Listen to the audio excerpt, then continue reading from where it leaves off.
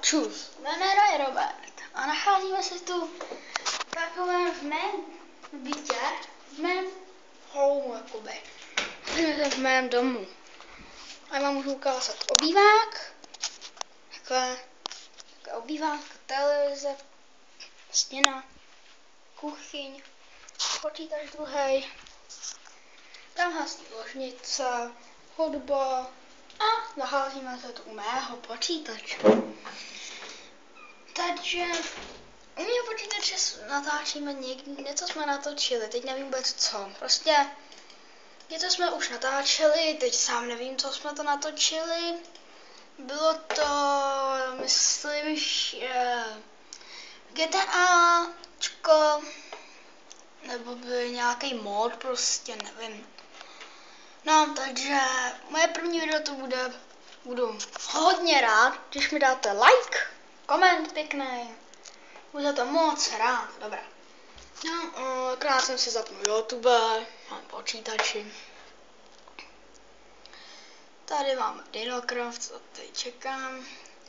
A můžu vám ukázat něco jako blbůstku, jestli chcete, to si můžete vezmout sami, je to GTA San Andreas Multiplayer, poděkování za 100 odběratelů. No, to mi budeme děkovat za 1 nebo za 2, myslím, teď sám nevím. No, ne, to jsem nechtěl, já jsem dement. No, nevadí. To se taky zalíbilo, že vy jste napsali gamerovi, nebo komu jste to psali, teď sám nevím. No, že jste mu napsali, že prostě udělal něco špatně. Když napíšete, že jsem udělal taky něco špatně, budu fakt rád.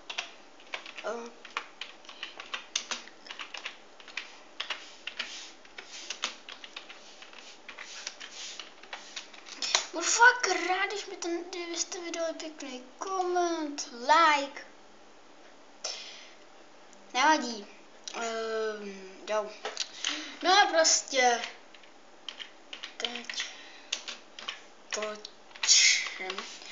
Takže tady máme Minecraft, to můžete určitě vidět. Určitě to vidíte, dělal jsem špatně, blbě takhle s jedním prstem, Brachiosaurus ten je velký, takže se posral. Ten prostě ten se tady zabíjá, teď tam je diskotéka.